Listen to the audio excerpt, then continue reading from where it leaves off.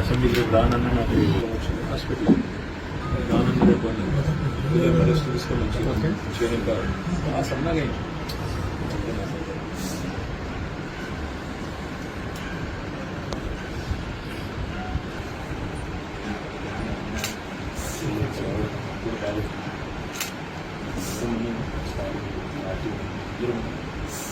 కుటుంబంతోనే అదే కష్టమైన తేలేం కానీ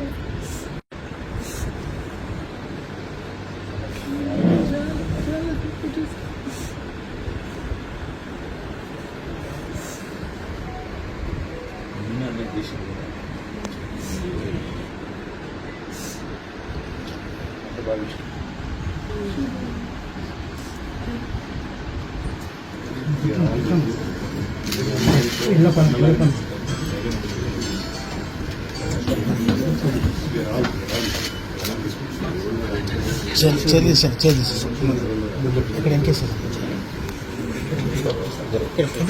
కొంచెం జరగండి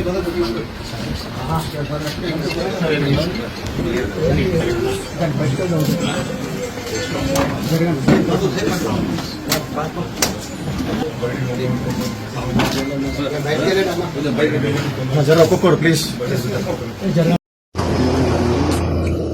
జరిగిన రోడ్ యాక్సిడెంట్లో దుర్మరణం పాలన విషయం తెలిసి పార్టీ మొత్తం అదేవిధంగా ప్రజలు మొత్తం కూడా దిగ్భ్రాంతికి, తీవ్ర విస్మయానికి, తీవ్రమైన బాధ కూడా అందరం కూడా ఆ అమ్మాయిని అదేమీ తెలియదు కానీ దాదాపుగా 10-15 రోజులుగా వివిధ రకాల దుర్ఘటనలు వెంటాడడం, చివరికి ఈ రకంగా వారు అకాల మరణం పాల్గొవడం మమ్మల్ని అందరినీ కూడా తీవ్రంగా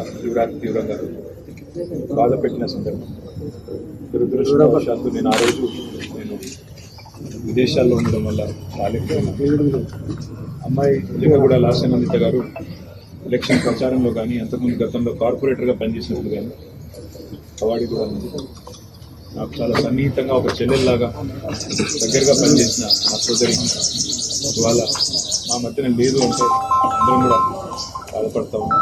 దాంతోపాటు ఆ కుటుంబానికి సంవత్సరం కిందటనే పెద్ద దిశలా ఉన్న కంటోన్మెంట్ 5 సార్లు శాసనసభ్యుడిగా పనిచేసిన సీనియర్ ఎమ్మెల్యే సాయన్న గారు సంవత్సరం కిందట వారు మరణించడం, తర్వాత వారి కూతురు దివంగత ఎమ్మెల్యే గారు కూడా అకాల మరణం పాల్గొనడం నిజంగా కుటుంబానికి భగవంతుడు మనోధైర్యాన్ని ప్రసాదించాలని, ఈ శోకాతప్త సందర్భంగా వారి కుటుంబం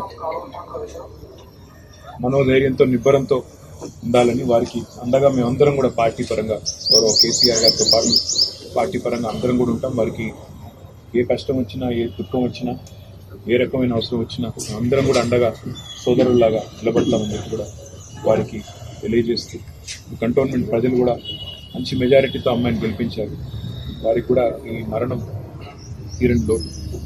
తప్పకుండా వారందరికీ కూడా పార్టీ అండగా ఉంటుందని చెప్పి కూడా తెలియజేస్తుంది.